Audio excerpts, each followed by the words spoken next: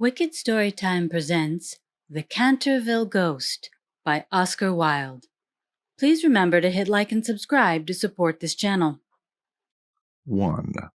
When Mr. Hiram B. Otis, the American minister, bought Canterville Chase, everyone told him he was doing a very foolish thing, as there was no doubt at all that the place was haunted. Indeed, Lord Canterville himself, who was a man of the most punctilious honour, had felt it his duty to mention the fact to Mr. Otis when they came to discuss terms. "We have not cared to live in the place ourselves," said Lord Canterville, "since my grand-aunt, the Dowager Duchess of Bolton, was frightened into a fit, from which she never really recovered, by two skeleton hands being placed on her shoulders as she was dressing for dinner. I feel bound to tell you, Mr. Otis, that the ghost has been seen by several living members of my family, as well as by the rector of the parish, the Reverend Augustus Dampier, who is a fellow of the King's College, Cambridge. After the unfortunate incident to the Duchess, none of our younger servants would stay with us, and Lady Canterville often got very little sleep at night, in consequence of the mysterious noises that came from the corridor and the library." "My lord," answered the minister, "I will take the furniture and the ghost at a valuation. I have come from a modern country, where we have everything that money can buy, and with all our spry young fellows painting the old world red, and carrying off your best actors and prima donnas, I reckon that if there were such a thing as a ghost in Europe, we'd have it at home in a very short time in one of our public museums, or on the road as a show." "I fear the ghost exists," said Lord Canterville, smiling, "though it may have resisted the overtures of your enterprising impresarios. It has been well known for 3 centuries, since 1584, in fact, and always makes its appearance before the death of any member of our family." "Well, so does the family doctor, for that matter, Lord Canterville, but there is no such thing, sir, as a ghost, and I guess the laws of nature are not going to be suspended for the British aristocracy." "You are certainly very natural in America," answered Lord Canterville, who did not quite understand Mr. Otis's last observation, "and if you don't mind a ghost in the house, it's all right. Only you must remember I warned you." A few weeks after this, the purchase was concluded. At the close of the season, the minister and his family went down to Canterville Chase. Mrs. Otis, who, as Miss Lucretia R. Tappan, of West 53rd Street, had been a celebrated New York belle, and was now a very handsome middle-aged woman, with fine eyes and a superb profile. Many American ladies, on leaving their native land, adopt an appearance of chronic ill health, under the impression that it is a form of European refinement. But Mrs. Otis had never fallen into this error. She had a magnificent constitution and a really wonderful amount of animal spirits. Indeed, in many respects she was quite English, and was an excellent example of the fact that we have really everything in common with America nowadays, except, of course, the language. Her eldest son, christened Washington by his parents, in a moment of patriotism which he never ceased to regret, was a fair-haired, rather good-looking young man, who had qualified himself for American diplomacy by leading the German at the Newport Casino for 3 successive seasons, and even in London was well known as an excellent dancer. Gardenias and the peerage were his only weakness. Otherwise he was extremely sensible. Miss Virginia E. Otis was a little girl of 15, lithe and lovely as a fawn, and with a fine freedom in her large blue eyes. She was a wonderful Amazon, and had once raced old Lord Bilton on her pony twice round the park, winning by a length and a half, just in the front of the Achilles statue, to the huge delight of the young Duke of Cheshire, who proposed for her on the spot, and was sent back to Eton that very night by his guardians in floods of tears. After Virginia came the twins, who were usually called the Stars and Stripes, as they were always getting swished. They were delightful boys, and, with the exception of the worthy minister, the only true republicans of the family. As Canterville Chase is 7 miles from Ascot, the nearest railway station, Mr. Otis had telegraphed for a wagonette to meet them, and they started on their drive in high spirits. It was a lovely July evening, and the air was delicate with the scent of the pine woods. Now and then they heard a wood pigeon brooding over its own sweet voice, or saw, deep in the rustling fern, the burnished breast of the pheasant. Little squirrels peered at them from the beech trees as they went by, and the rabbits scudded away through the brushwood and over the mossy knolls, with their white tails in the air. As they entered the avenue of Canterville Chase, however, the sky became suddenly overcast with clouds. A curious stillness seemed to hold the atmosphere. A great flight of rooks passed silently over their heads, and before they reached the house some big drops of rain had fallen. Standing on the steps to receive them was an old woman, neatly dressed in black silk, with a white cap and apron. This was Mrs. Umney, the housekeeper, whom Mrs. Otis, at Lady Canterville's earnest request, had consented to keep in her former position. She made them each a low curtsy as they alighted, and said in a quaint old-fashioned manner, "I bid you welcome to Canterville Chase."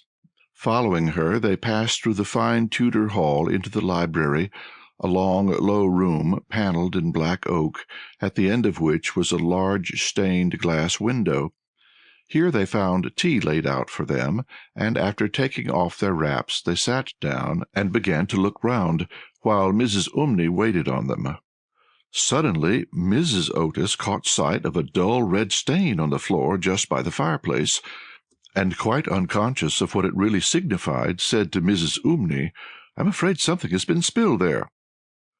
"Yes, madam," replied the old housekeeper in a low voice, "blood has been spilled on that spot." "How horrid!" cried Mrs. Otis. "I don't care at all for bloodstains in a sitting-room. It must be removed at once." The old woman smiled, and answered in the same low, mysterious voice, "It is the blood of Lady Eleanor de Canterville, who was murdered on that very spot by her own husband, Sir Simon de Canterville, in 1575. Sir Simon survived her 9 years, and disappeared suddenly under very mysterious circumstances. His body has never been discovered, but his guilty spirit still haunts the Chase. The bloodstain has been much admired by tourists and others, and cannot be removed." "That is all nonsense," cried Washington Otis. "Pinkerton's Champion Stain Remover and Paragon Detergent will clean it up in no time."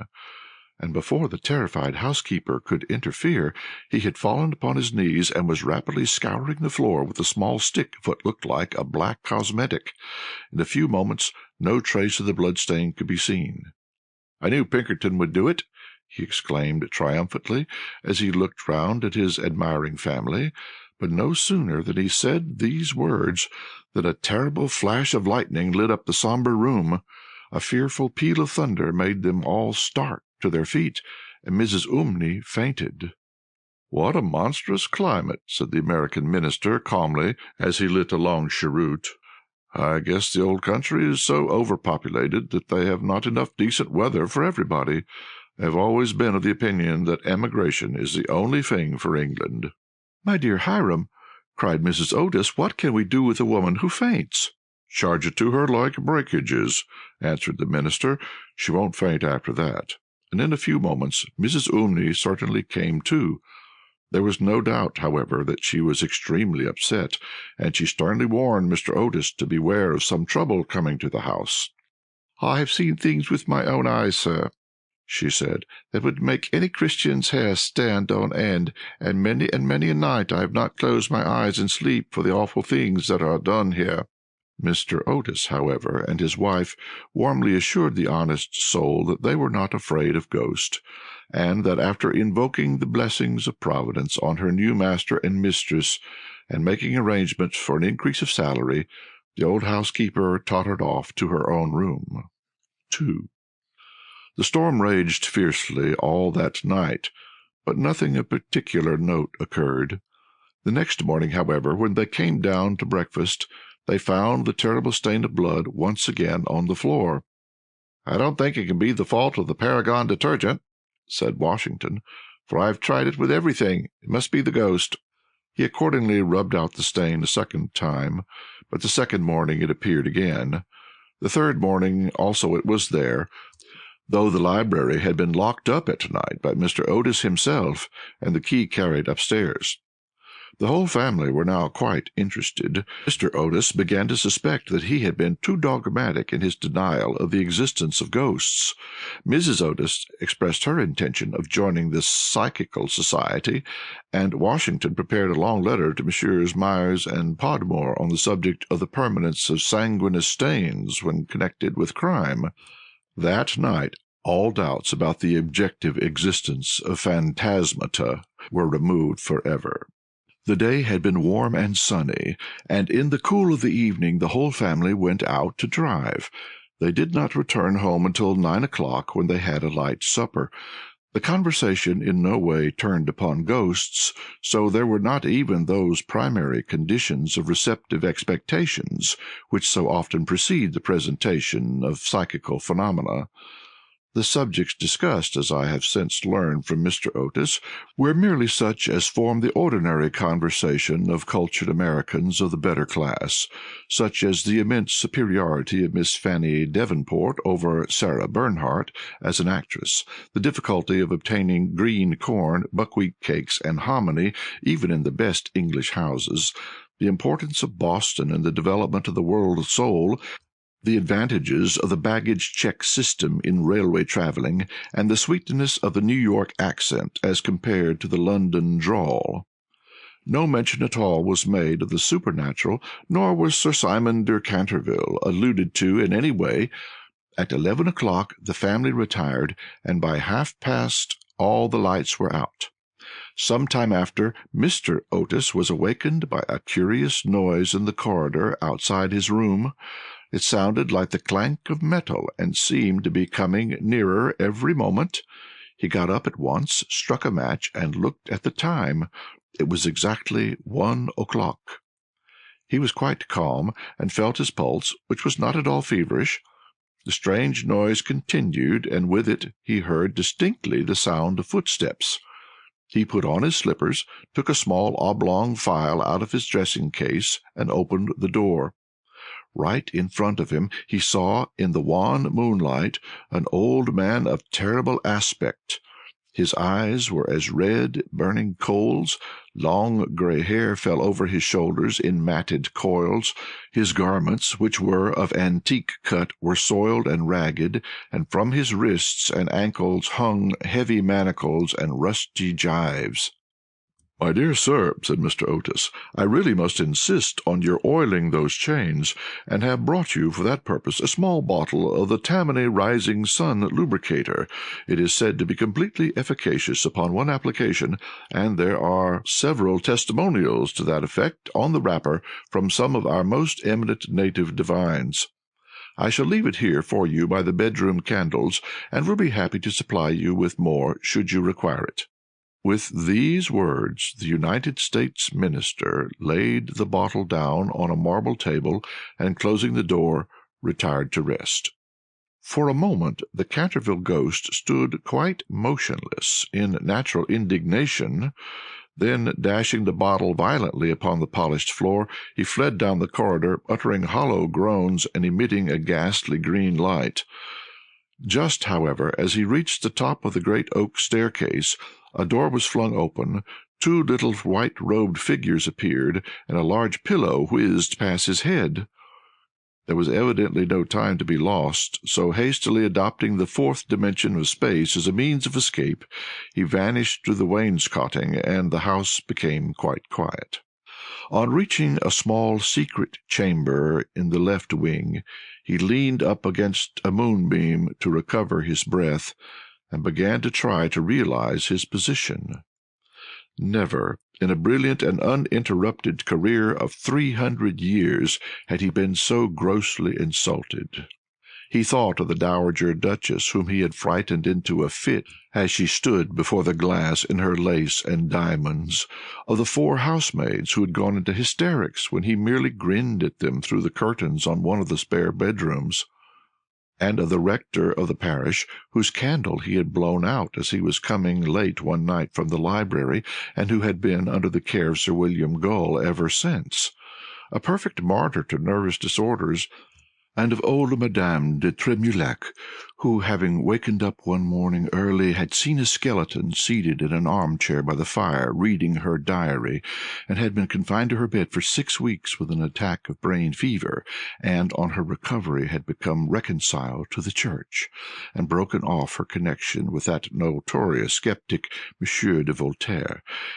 He remembered the terrible night when the wicked Lord Canterville was found choking in his dressing-room with the knave of diamonds halfway down his throat, and confessed just before he died that he had cheated Charles James Fox out of £50,000 at Crockford's by means of that very card, and swore that the ghost had made him swallow it. All his great achievements came back to him again, from the butler who had shot himself in the pantry because he had seen a green hand tapping at the window-pane, to the beautiful Lady Stutfield, who was always obliged to wear a black velvet band round her throat to hide the mark of 5 fingers burnt upon her white skin, and who drowned herself at last in the carp pond at the end of the King's Walk.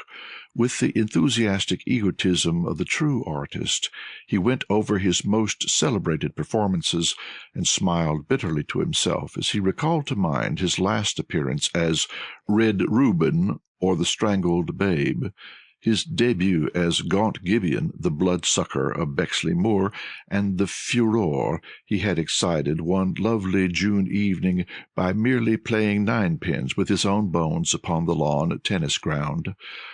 And after all this, some wretched modern Americans were to come and offer him the Rising Sun lubricator, and throw pillows at his head. It was quite unbearable. Besides, no ghost in history had ever been treated in this manner. Accordingly, he determined to have his vengeance, and remained till daylight in an attitude of deep thought. 3. The next morning, when the Otis family met at breakfast, they discussed the ghost at some length.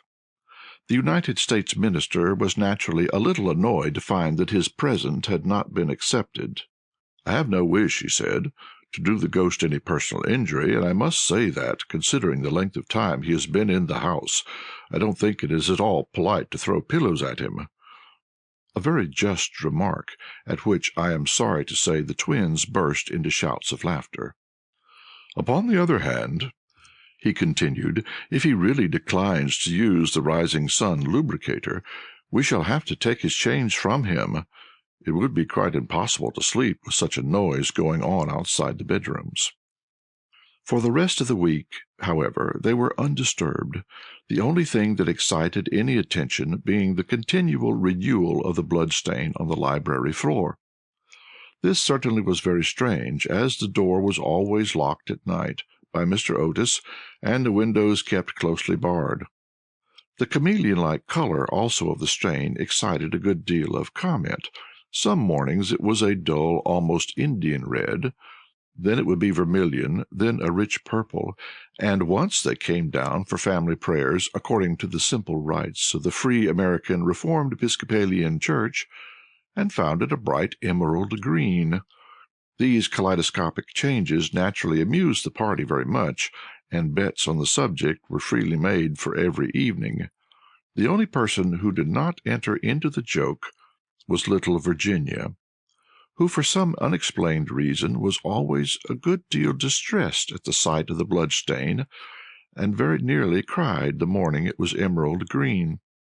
The second appearance of the ghost was on Sunday night. Shortly after they had gone to bed, they were suddenly alarmed by a fearful crash in the hall.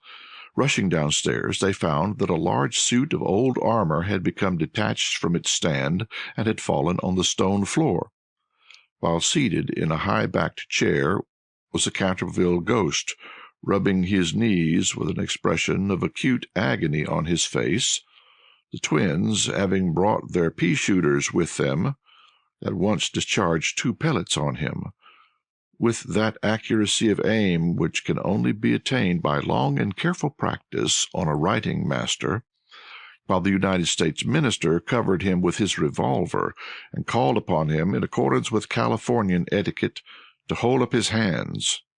The ghost started up with a wild shriek of rage and swept through them like a mist, extinguishing Washington Otis's candle as he passed, and so leaving them all in total darkness.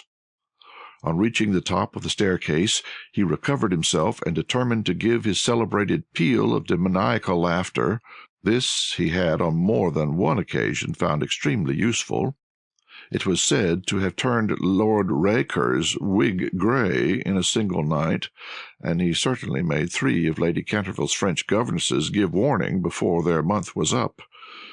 He accordingly laughed his most horrible laugh, till the old vaulted roof rang and rang again, but hardly had the fearful echo died away when a door opened, and Mrs. Otis came out in a light blue dressing-gown. "I'm afraid you're far from well," she said. "I have brought you a bottle of Dr. Dobell's tincture. If it is indigestion, you will find it a most excellent remedy." The ghost glared at her in fury, and began at once to make preparations for turning himself into a large black dog, an accomplishment for which he was justly renowned, and to which the family doctor always attributed the permanent idiocy of Lord Canterville's uncle, the Honourable Thomas Horton. The sound of approaching footsteps, however, made him hesitate in his fell purpose, so he contented himself with becoming faintly phosphorescent, and vanished with a deep churchyard groan just as the twins had come up to him. On reaching his room, he entirely broke down, and became a prey to the most violent agitation. The vulgarity of the twins, the gross materialism of Mrs. Otis, were naturally extremely annoying, but what really distressed him most was that he had been unable to wear the suit of mail. He had hoped that even modern Americans would be thrilled by the sight of a spectre in armour, if for no more sensible reason, at least out of respect for their national poet Longfellow, over whose graceful and attractive poetry he himself had whiled away many a weary hour when the Cantervilles were up in town. Besides, it was his own suit. He had worn it with great success at the Kenilworth tournament, and had been highly complimented it by no less a person than the Virgin Queen herself.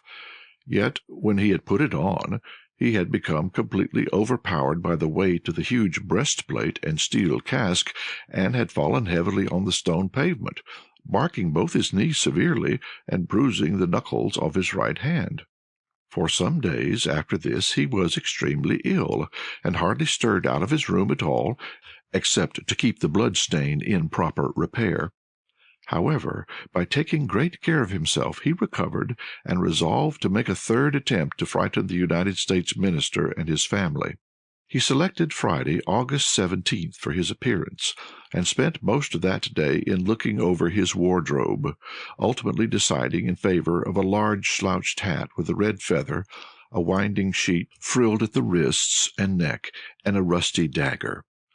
Towards evening a violent storm of rain came on, and the wind was so high that all the windows and doors in the old house shook and rattled. In fact, it was just such weather as he loved.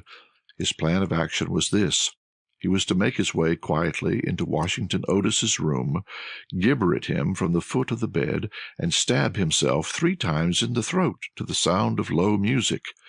He bore Washington a special grudge, being quite aware that it was he who was in the habit of removing the famous Canterville bloodstains by means of Pinkerton's Paragon detergent.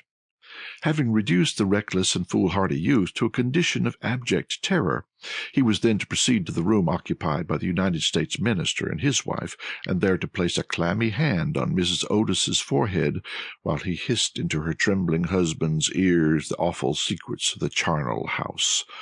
With regard to little Virginia, he had not quite made up his mind. She had never insulted him in any way, and was pretty and gentle. A few hollow groans from the wardrobe, he thought, would be more than sufficient, or if that failed to wake her, he might grabble at the counterpane with palsy-twitching fingers. As for the twins, he was quite determined to teach them a lesson.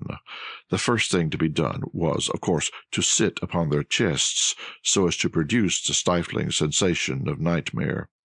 then, as their beds were quite close to each other, to stand between them in the form of a green, icy cold corpse, till they became paralyzed with fear, and finally to throw off the winding sheet and crawl round the room with white bleached bones, and one rolling eyeball, in the character of Dumb Daniel or the Suicide Skeleton, a role in which he had on more than one occasion produced a great effect, and which he considered quite equal to his famous part of Martin the Maniac or the Masked Mystery. At 10:30 he heard the family going to bed. For some time he was disturbed by wild shrieks of laughter from the twins, who, with the light-hearted gaiety of schoolboys, were evidently amusing themselves before they retired to rest. But at 11:15 all was still, and as midnight sounded he sallied forth. The owl beat against the window-panes, the raven croaked from the old yew-tree, and the wind wandered moaning round the house like a lost soul. But the Otis family slept unconscious of their doom, and high above the rain and storm he could hear the steady snoring of the Minister for the United States. He stepped stealthily out of the wainscoting, with an evil smile on his cruel, wrinkled mouth, and the moon hid her face in a cloud as he stole past the great oriel window where his own arms and those of his murdered wife were blazoned in azure and gold.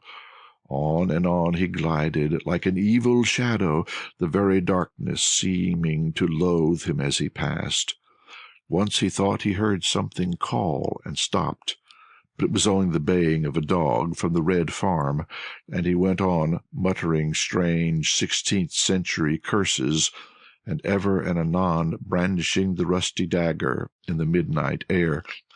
Finally he reached the corner of the passage that led to the luckless Washington's room. For a moment he paused there, the wind blowing his long grey locks about his head, and twisting into grotesque and fantastic folds the nameless horror of the dead man's shroud. Then the clock struck the quarter, and he felt the time was come. He chuckled to himself, and turned the corner, but no sooner had he done so than, with a piteous wail of terror, he fell back, and hid his blanched face in his long bony hands. Right in front of him was standing a horrible spectre, motionless as a carven image, and monstrous as a madman's dream. Its head was bald and burnished, its face round and fat and white, and hideous laughter seemed to have writhed its features into an eternal grin. From the eyes streamed rays of scarlet light. The mouth was a wide well of fire, in a hideous garment, like to his own, swathed with its silent snows the Titan form. On its breast was a placard with strange writing in antique characters. Some scroll of shame, it seemed, some record of wild sins, some awful calendar of crime, and with its right hand it bore aloft a falchion of gleaming steel. Never having seen a ghost before, he naturally was terribly frightened, and after a second hasty glance at the awful phantom, he fled back to his room, tripping up in his long winding sheet as he sped down the corridor, and finally dropping the rusty dagger into the minister's jack-boots, where it was found in the morning by the butler. Once in the privacy of his own apartment, he flung himself down on a small pallet bed, and hid his face under the clothes. After a time, however, the brave old Canterville spirit asserted itself, and he determined to go and speak to the other ghost as soon as it was daylight. Accordingly, just as the dawn was touching the hills with silver, he returned towards the spot where he had first laid eyes on the grisly phantom, feeling that, after all, two ghosts were better than one, and that by the aid of his new friend he might safely grapple with the twins. On reaching the spot, however, a terrible sight met his gaze. Something had evidently happened to the spectre, for the light had entirely faded from its hollow eyes. The gleaming falchion had fallen from its hand, and it was leaning up against the wall in a strained and uncomfortable attitude. He rushed forward and seized it in his arms, when to his horror the head slipped off and rolled on the floor, the body assumed a recumbent posture, and he found himself clasping a white Dimitri bed-curtain, with a sweeping brush, a kitchen cleaver, and a hollow turnip lying at his feet. Unable to understand this curious transformation, he clutched the placard with feverish haste, and there, in the grey morning light, he read these fearful words: "Ye Otis Ghosty, ye only true and original spook, beware of ye imitations, all others are counterfeit." The whole thing flashed across him. He had been tricked, foiled, and outwitted. The old Canterville look came into his eyes. He ground his toothless gums together, and raising his withered hands high above his head, swore, according to the picturesque phraseology of the antique school, that when Chanticleer had sounded twice his merry horn, deeds of blood would be wrought, and murder walk abroad with silent feet. Hardly had he finished this awful oath, when from the red-tiled roof of a distant homestead a cock crew. He laughed, a long, low, bitter laugh, and waited. Hour after hour he waited, but the cock, for some strange reason, did not crow again. Finally, at 7:30, the arrival of the housemaids made him give up his fearful vigil, and he stalked back to his room, thinking of his vain oath and baffled purpose. There he consulted several books of ancient chivalry, of which he was exceedingly fond, and found that on every occasion on which this oath had been used, Chanticleer had always crowed a second time. "Perdition seize the naughty fowl," he muttered. "I have seen the day when, with my stout spear, I would have run him through the gorge, and made him crow for me, and 'twere in death." He then retired to a comfortable lead coffin, and stayed there till evening. Part 2. 4. The next day the ghost was very weak and tired. The terrible excitement of the last 4 weeks was beginning to have its effect. His nerves were completely shattered, and he started at the slightest noise. For 5 days he kept his room, and at last made up his mind to give up the point of the blood-stain on the library floor. If the Otis family did not want it, they clearly did not deserve it. They were evidently people on a low material plane of existence, and quite incapable of appreciating the symbolic value of sensuous phenomena. The question of phantasmic apparitions and the development of astral bodies was, of course, quite a different matter, and not really under his control. It was his solemn duty to appear in the corridor once a week, and to gibber from the large oriel window on the first and third Wednesdays in every month, and he did not see how he could honorably escape from his obligations. It is quite true that his life had been very evil, but upon the other hand he was most conscientious in all things connected with the supernatural. For the next 3 Saturdays, accordingly, he traversed the corridor as usual between midnight and 3 o'clock, taking every possible precaution against being either heard or seen. He removed his boots, trod as lightly as possible on the old worm-eaten boards, wore a large black velvet cloak, and was careful to use the rising sun lubricator for oiling his chains. I am bound to acknowledge that it was with a good deal of difficulty that he brought himself to adopt this last mode of protection. However, one night, while the family were at dinner, he slipped into Mr. Otis's bedroom and carried off the bottle. He felt a little humiliated at first, but afterwards was sensible enough to see that there was a great deal to be said for the invention, and to a certain degree it served his purpose. Still, in spite of everything, he was not left unmolested. Strings were continually being stretched across the corridor over which he tripped in the dark, and on one occasion, while dressed for the part of Black Isaac or the huntsman of Hogley Woods, he met with a severe fall through treading on a butter slide which the twins had constructed from the entrance of the tapestry chamber to the top of the oak staircase. This last insult so enraged him that he resolved to make one final effort to assert his dignity and social position, and determined to visit the insolent young Etonians the next night in his celebrated character of Reckless Rupert, or the Headless Earl. He had not appeared in this disguise for more than 70 years, in fact, not since he had so frightened pretty Lady Barbara Modish by means of it that she suddenly broke off her engagement with the present Lord Canterville's grandfather, and ran away to Gretna Green with handsome Jack Castleton, declaring that nothing in the world would induce her to marry into a family that allowed such a horrible phantom to walk up and down the terrace at twilight.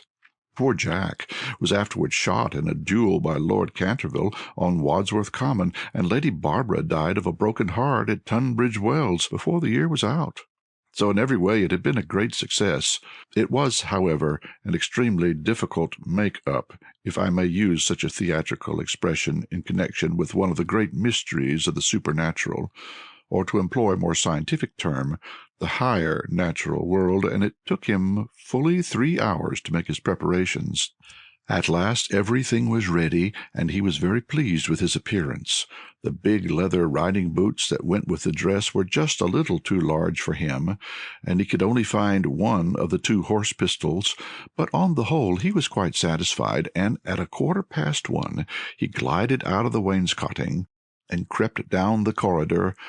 On reaching the room occupied by the twins, which I should mention was called the blue bed-chamber on account of the colour of its hangings, he found the door just ajar. Wishing to make an effective entrance, he flung it wide open, when a heavy jug of water fell right down on him, wetting him to the skin, and just missing his left shoulder by a couple of inches. At the same moment he heard stifled shrieks of laughter proceeding from the 4-post bed. The shock to his nervous system was so great that he fled back to his room as hard as he could go, and the next day he was laid up with a severe cold. The only thing that at all consoled him in the whole affair was the fact that he had not brought his head with him, for had he done so the consequences might have been very serious. He now gave up all hope of ever frightening this rude American family, and contented himself, as a rule, with creeping about the passages in list slippers, and with a thick red muffler round his throat for fear of draughts, and a small arquebus in case he should be attacked by the twins. The final blow he received occurred on the 19th of September. He had gone downstairs to the great entrance hall, feeling sure that there at any rate he would be quite unmolested, and was amusing himself by making satirical remarks on the large Saroni photographs of the United States minister and his wife, which had now taken the place of the Canterville family pictures. He was simply but neatly clad in a long shroud spotted with churchyard mould, and had tied up his jaw with a strip of yellow linen, and carried a small lantern and a sexton's spade. In fact, he was dressed for the character of Jonas the Graveless, or the corpse-snatcher of Chertsey Barn, one of his most memorable impersonations, and one which the Cantervilles had every reason to remember, as it was the real origin of their quarrel with their neighbour Lord Rufford. It was about 2:15 in the morning, and, as far as he could ascertain, no one was stirring. As he was strolling towards the library, however, to see if there were any traces left of the blood-stain, suddenly there leapt out on him from a dark corner 2 figures, who waved their arms wildly above their heads and shrieked out "Boo!" in his ear. Seized with panic, which under the circumstances was only natural, he rushed for the staircase, but found Washington Otis waiting for him there with a big garden syringe, and being thus hemmed in by his enemies on every side, and driven almost to bay, he vanished into the great iron stove, which fortunately for him was not lit, and had to make his way home through the flues and chimneys, arriving at his own room in a terrible state of dirt, disorder, and despair. After this he was not seen again on any nocturnal expedition. The twins lay in wait for him on several occasions, and strewed the passages with nutshells every night, to the great annoyance of their parents and the servants. But it was of no avail. It was quite evident that his feelings were so wounded that he would not appear. Mr. Otis consequently resumed his great work on the history of the Democratic party, on which he had been engaged for some years. Mrs. Otis organized a wonderful clam-bake which amazed the whole county. The boys took to lacrosse, euchre, poker, and other American national games, and Virginia rode about the lanes on her pony, accompanied by the young Duke of Cheshire, who had come to spend the last week of his holidays at Canterville Chase. It was generally assumed that the ghost had gone away, and in fact Mr. Otis wrote a letter to that effect to Lord Canterville, who in reply expressed his great pleasure at the news, and sent his best congratulations to the minister's worthy wife. The Otises, however, were deceived, for the ghost was still in the house, and, though now almost an invalid, was by no means ready to let matters rest, particularly as he heard that among the guests was the young Duke of Cheshire, whose grand-uncle, Lord Francis Stilton, had once bet 100 guineas with Colonel Carberry that he would play dice with the Canterville ghost, and was found the next morning lying on the floor of the card-room in such a helpless paralytic state that, though he lived on to a great age, he was never able to say anything again but "double sixes." The story was well known at the time, though, of course, out of respect to the feelings of the two noble families, every attempt was made to hush it up, and a full account of all the circumstances connected with it will be found in the third volume of Lord Tattle's Recollections of the Prince Regent and his Friends. The ghost, then, was naturally very anxious to show that he had not lost his influence over the Stiltons, with whom, indeed, he was distantly connected, his own first cousin having been married en secondes to the Sieur de Berkeley, from whom, as everyone knows, the Dukes of Cheshire are lineally descended. Accordingly, he made arrangements for appearing to Virginia's little lover in his celebrated impersonation of the Vampire Monk or the Bloodless Benedictine, a performance so horrible that when the old lady Startup saw it, which she did on one fatal New Year's Eve in the year 1764, she went off into the most piercing shrieks, which culminated in violent apoplexy, and died in 3 days after disinheriting the Cantervilles, who were her nearest relations, and leaving all her money to her London apothecary. At the last moment, however, his terror of the twins prevented his leaving his room, and the little Duke slept in peace under the great feathered canopy in the royal bedchamber, and dreamed of Virginia. 5. A few days after this, Virginia and her curly-haired cavalier went out riding on Brockley Meadows, where she tore her habit so badly in getting through a hedge that on her return home she made up her mind to go up by the back staircase so as not to be seen.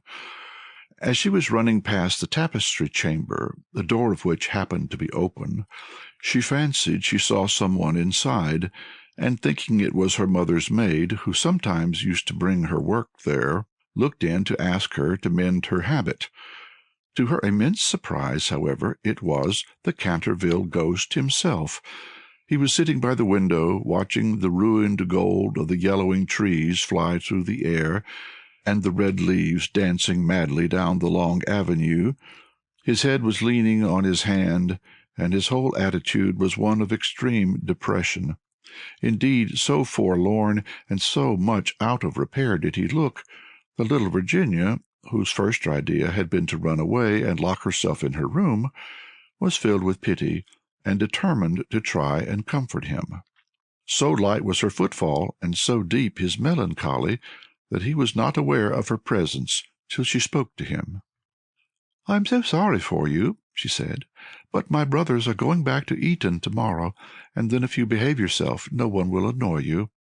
"It is absurd asking me to behave myself," he answered, looking round in astonishment at the pretty little girl who had ventured to address him. "Quite absurd. I must rattle my chains and groan through keyholes and walk about at night, if that is what you mean. It's my only reason for existing." "It's no reason at all for existing. And you know you have been very wicked. Mrs. Umney told us the first day we arrived that you had killed your wife." "Well, I quite admit it," said the ghost petulantly, "but it was a purely family matter and concerned no one else."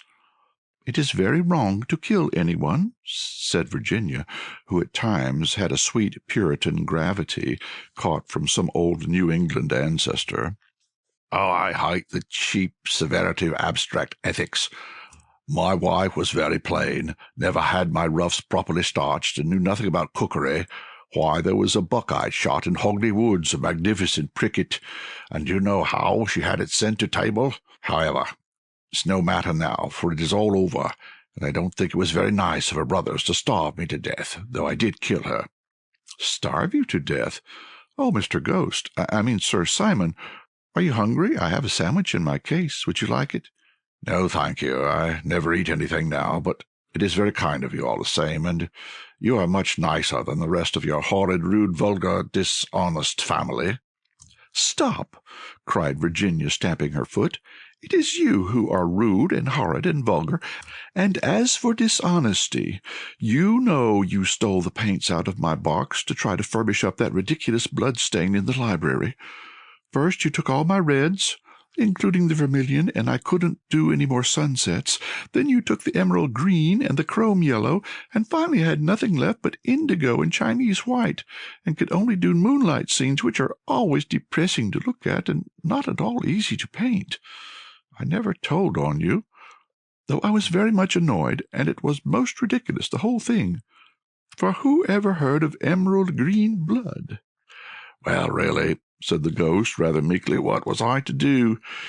It was a very difficult thing to get real blood nowadays, and as your brother began it all with his Paragon detergent, I certainly saw no reason why I should not have your paints.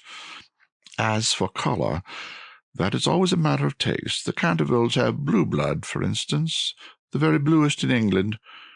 But I know you Americans don't care for things of this kind." "You know nothing about it, and the best thing you can do is to emigrate and improve your mind.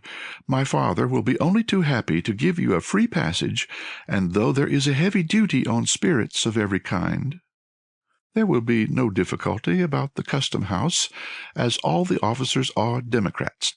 Once in New York, you are sure to be a great success. I know people who would give $100,000 to have a grandfather, and much more than that to have a family ghost." "I don't think I should like America." "I suppose because we have no ruins and no curiosities," said Virginia satirically. "No ruins, no curiosities," answered the ghost. "You have your navy and your manners. Good evening. I will go and ask Papa to get the twins an extra week's holiday." "Please don't go, Miss Virginia," he cried. "I'm so lonely and so unhappy, and I really don't know what to do. I want to go to sleep, and I cannot." "That's quite absurd. You have merely to go to bed and blow out the candle. It is very difficult sometimes to keep awake, especially at church. But there is no difficulty at all about sleeping. Why, even babies know how to do that, and they're not very clever." "I have not slept for 300 years," he said sadly, and Virginia's beautiful eyes opened in wonder.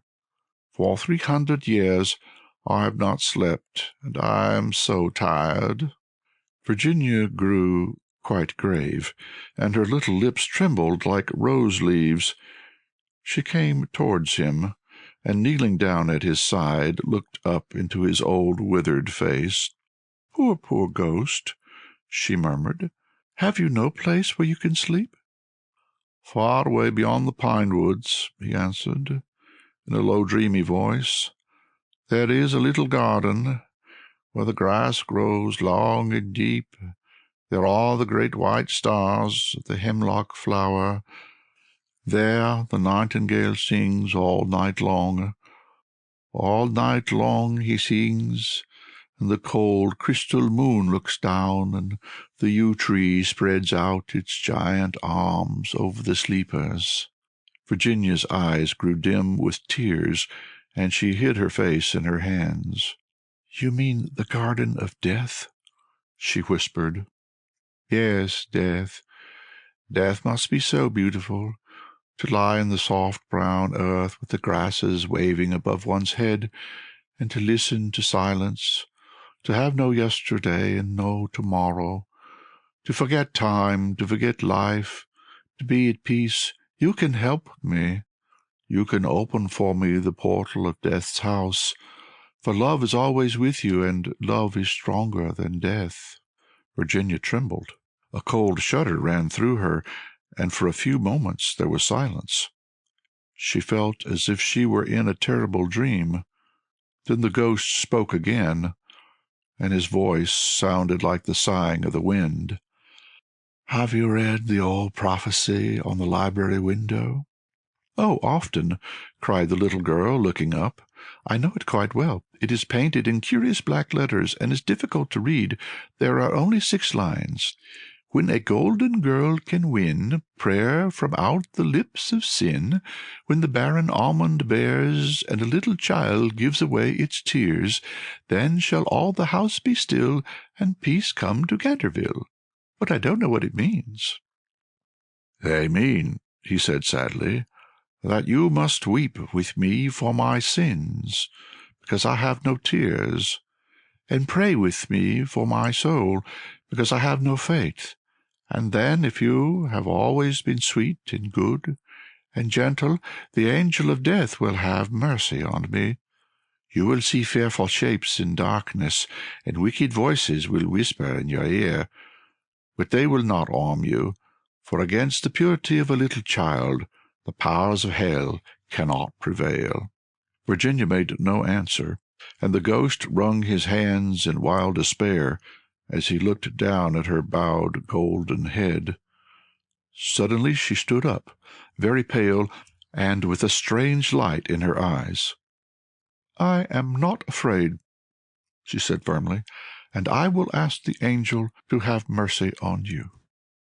He rose from his seat with a faint cry of joy, and taking her hand bent over it with old-fashioned grace and kissed it. His fingers were cold as ice, and his lips burned like fire, but Virginia did not falter as he led her across the dusky room. On the faded green tapestry were broidered little huntsmen. They blew their tasselled horns, with their tiny hands waved her to go back. "Go back, little Virginia," they cried. "Go back." But the ghost clutched her hand more tightly, and she shut her eyes against them. Horrible animals with lizard tails and goggle eyes blinked at her from the carven chimney-piece and murmured, "Beware, little Virginia, beware, we may never see you again." But the ghost glided on more swiftly, and Virginia did not listen. When they reached the end of the room, he stopped and muttered some words she could not understand. She opened her eyes and saw the wall slowly fading away like a mist, and a great black cavern in front of her. A bitter cold wind swept round them, and she felt something pulling at her dress. "Quick, quick!" cried the ghost, "or it will be too late." And in a moment the wainscoting had closed behind them, and the tapestry chamber was empty. Part 3. 6. About 10 minutes later the bell rang for tea, and as Virginia did not come down, Mrs. Otis sent up one of the footmen to tell her. After a time he returned and said that he could not find Miss Virginia anywhere. As she was in the habit of going out to the garden every evening to get flowers for the dinner table, Mrs. Otis was not at all alarmed at first. But when 6 o'clock struck, and Virginia did not appear, she became really agitated, and sent the boys out to look for her, while she herself and Mr. Otis searched every room in the house. At 6:30 the boys came back and said that they could find no trace of their sister anywhere. They were all now in the greatest state of excitement, and did not know what to do, when Mr. Otis suddenly remembered that some days before he had given a band of gypsies permission to camp in the park. He accordingly set off at once for Blackfell Hollow, where he knew they were, accompanied by his eldest son and 2 of the farm servants. The little Duke of Cheshire, who was perfectly frantic with anxiety, begged hard to be allowed to go, but Mr. Otis would not allow him, as he was afraid there might be a scuffle. On arriving at the spot, however, he found that the gypsies had gone, and it was evident that their departure had been rather sudden, as the fire was still burning, and some plates were lying on the grass. Having sent off Washington and the two men to scour the district, he ran home and dispatched telegrams to all the police inspectors in the county, telling them to look out for a little girl who had been kidnapped by tramps or gypsies. He then ordered his horse to be brought round, and after insisting on his wife and the three boys sitting down to dinner, rode off down the Ascot Road with a groom. He had hardly, however, gone a couple of miles when he heard somebody galloping after him, and looking round he saw the little Duke coming up on his pony, with his face very flushed and no hat. "I'm awful sorry, Mr. Otis," gasped out the boy, "but I can't eat any dinner as long as Virginia's lost. Please don't be angry with me. If you had let us be engaged last year, there would never have been all this trouble. You won't send me back, will you? I can't go. I won't go." The minister could not help smiling at the handsome young scapegrace, and was a good deal touched at his devotion to Virginia, so leaning down from his horse, he patted him kindly on the shoulders and said, "Well, Cecil, if you won't go back, I suppose you must come with me, but I must get you a hat at Ascot." "Oh, bother my hat! I want Virginia," cried the little Duke, laughing, and they galloped on to the railway station. There Mr. Otis inquired of the station master if anyone answering to the description of Virginia had been seen on the platform, but could get no news of her. The station master, however, wired up and down the line, and assured him that a strict watch would be kept for her, and after having bought a hat for the little Duke from a linen draper who was just putting up his shutters, Mr. Otis rode off to Bexley, a village about 4 miles away, which he was told was a well-known haunt of the gypsies, and there was a large common next to it. Here they roused up the rural policeman, but could get no information from him, and after riding all over the common, they turned their horses' heads homewards, and reached the Chase about 11 o'clock, dead tired and almost heart-broken. They found Washington and the twins waiting for them at the gatehouse with lanterns, as the avenue was very dark. Not the slightest trace of Virginia had been discovered. The gypsies had been caught on Brockley Meadows, but she was not with them, and they explained their sudden departure by saying that they had mistaken the date of Chorton Fair, and had gone off in a hurry for fear they should be late. Indeed, they had been quite distressed on hearing of Virginia's disappearance, as they were very grateful to Mr. Otis for having allowed them to camp in his park, and 4 of their number stayed behind to help in the search. The carp pond had been dragged, and the whole chase thoroughly gone over, but without any result. It was evident that, for that night at any rate, Virginia was lost to them, and it was in a state of deepest depression that Mr. Otis and the boys walked up to the house, the groom following behind with the 2 horses and the pony.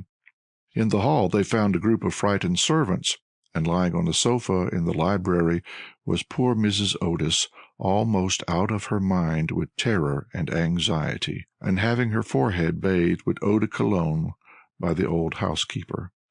Mr. Otis at once insisted on her having something to eat, and ordered up supper for the whole party. It was a melancholy meal, as hardly anyone spoke, and even the twins were awestruck and subdued, as they were very fond of their sister. When they had finished, Mr. Otis, in spite of the entreaties of the little Duke, ordered them all to bed, saying that nothing more could be done that night, and that he would telegraph in the morning to Scotland Yard for some detectives to be sent down immediately. Just as they were passing out of the dining-room, midnight began to boom from the clock tower, and when the last strokes sounded they heard a crash and a sudden shrill cry. A dreadful peal of thunder shook the house. A strain of unearthly music floated through the air. A panel at the top of the staircase flew back with a loud noise, and out on the landing, looking very pale and white, with a little casket in her hand, stepped Virginia. In a moment they had all rushed up to her. Mrs. Otis clasped her passionately in her arms. The Duke smothered her with violent kisses, and the twins executed a wild war dance round the group. "Good heavens, child, where have you been?" said Mr. Otis, rather angrily, thinking that she had been playing some foolish trick on them. "Cecil and I have been riding all over the country looking for you, and your mother has been frightened to death. You must never play these practical jokes any more." "Except on the ghost! Except on the ghost!" shrieked the twins as they capered about. "My own darling, thank God you are found. You must never leave my side again," murmured Mrs. Otis, as she kissed the trembling child and smoothed the tangled gold of her hair. "Papa," said Virginia quietly, "I have been with the ghost. He is dead, and you must come and see him. He had been very wicked, but he was really sorry for all that he had done, and he gave me this box of beautiful jewels before he died."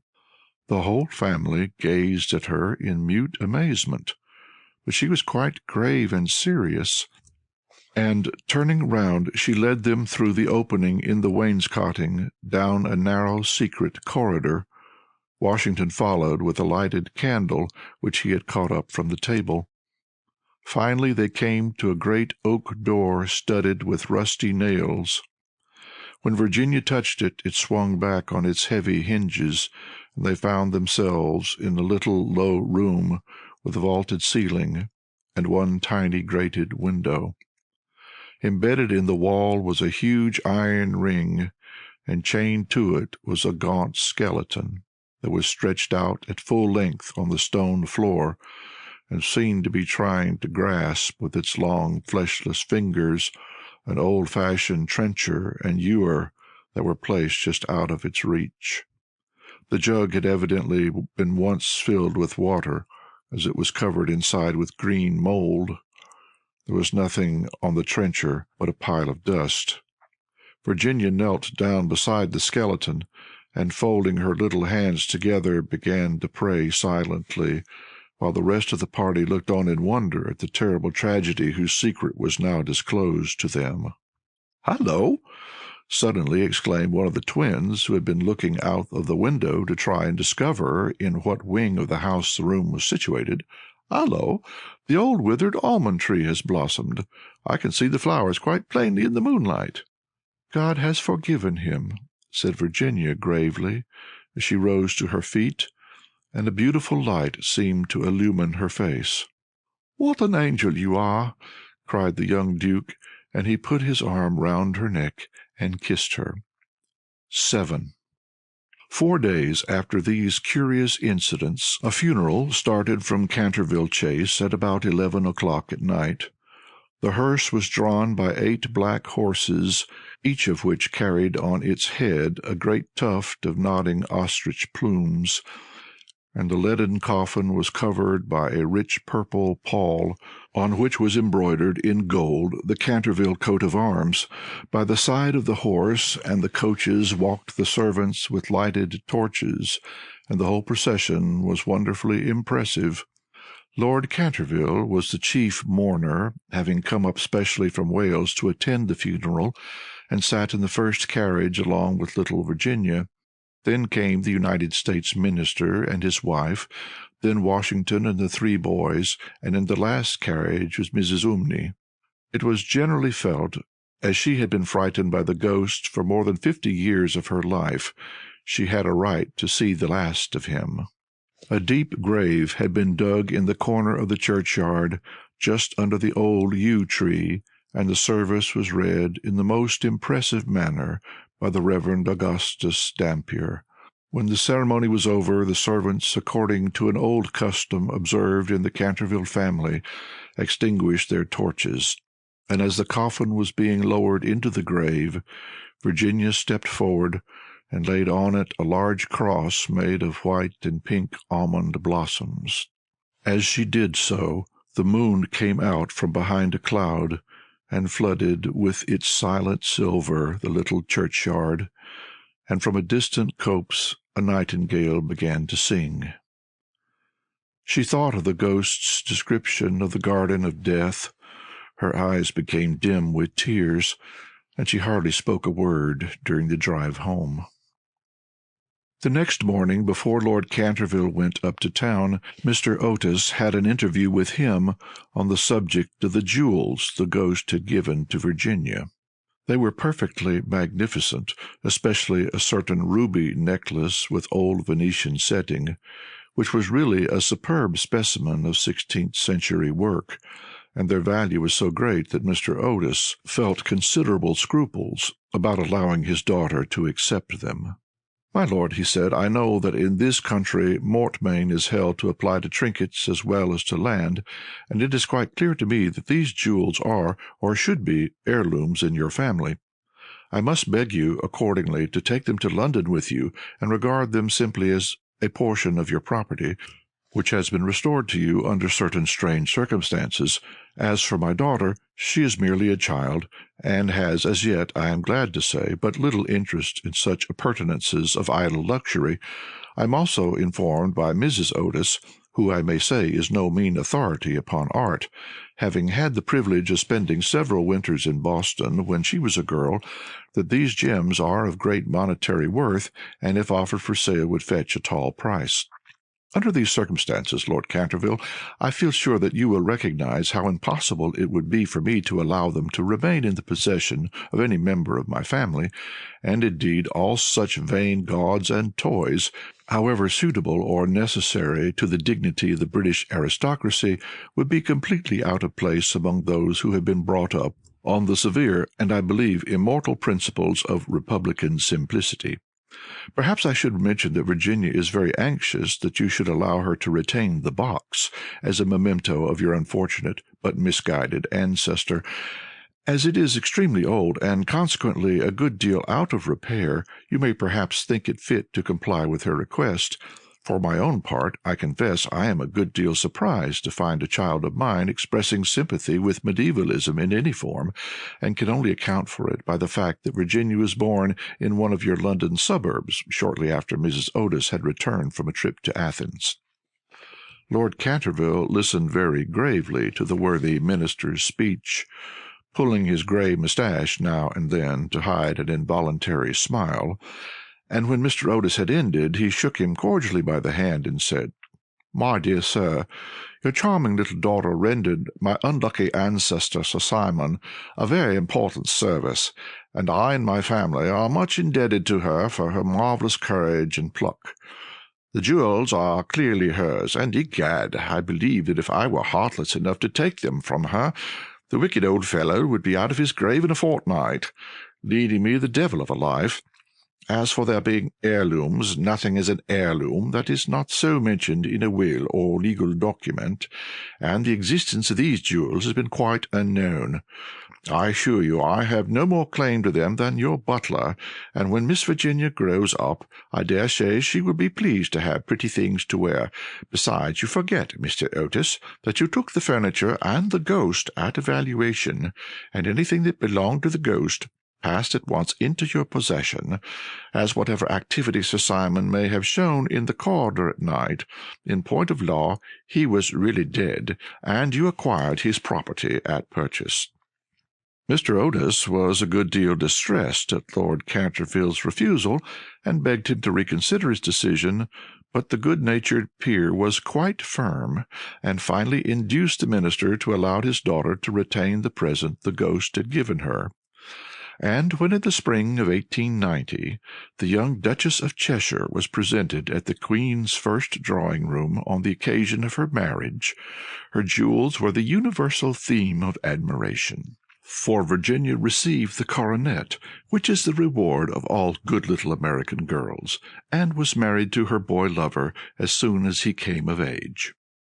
They were both so charming, and they loved each other so much, that everyone was delighted at the match, except the old Marchioness of Dumbleton, who had tried to catch the Duke for one of her 7 unmarried daughters, and had given no less than 3 expensive dinner parties for that purpose, and, strange to say, Mr. Otis himself. Mr. Otis was extremely fond of the young Duke personally, but theoretically he objected to titles, and, to use his own words, was not without apprehension lest amid the enervating influences of a pleasure-loving aristocracy the true principles of republican simplicity should be forgotten. His objections, however, were completely overruled, and I believe that when he walked up the aisle of St. George's, Hanover Square, with his daughter leaning on his arm, there was not a prouder man in the whole length and breadth of England. The Duke and Duchess, after the honeymoon was over, went down to Canterville Chase, and on the day after their arrival they walked over in the afternoon to the lonely churchyard by the pine woods. There had been a great deal of difficulty at first about the inscription on Sir Simon's tombstone, and finally it had been decided to engrave on it simply the initials of the old gentleman's name and the verse from the library window. The Duchess had brought with her some lovely roses which she strewed upon the grave, and after they stood by it for some time, they strolled into the ruined chancel of the old abbey. There the Duchess sat down on a fallen pillar, while her husband lay at her feet smoking a cigarette and looking up at her beautiful eyes. Suddenly he threw his cigarette away, took hold of her hand, and said to her, "Virginia, a wife should have no secrets from her husband." "Dear Cecil, I have no secrets from you." "Yes, you have," he answered, smiling. "You have never told me what happened to you when you were locked up with the ghost." "I have never told anyone, Cecil," said Virginia gravely. "I know that, but you might tell me." "Please don't ask me, Cecil. I cannot tell you. Poor Sir Simon, I owe him a great deal. Yes, don't laugh, Cecil, I really do. He made me see what life is, and what death signifies, and why love is stronger than both." The Duke rose and kissed his wife lovingly. "You can have your secret as long as I have your heart," he murmured. "You have always had that, Cecil." "And you will tell our children some day, won't you?" Virginia blushed.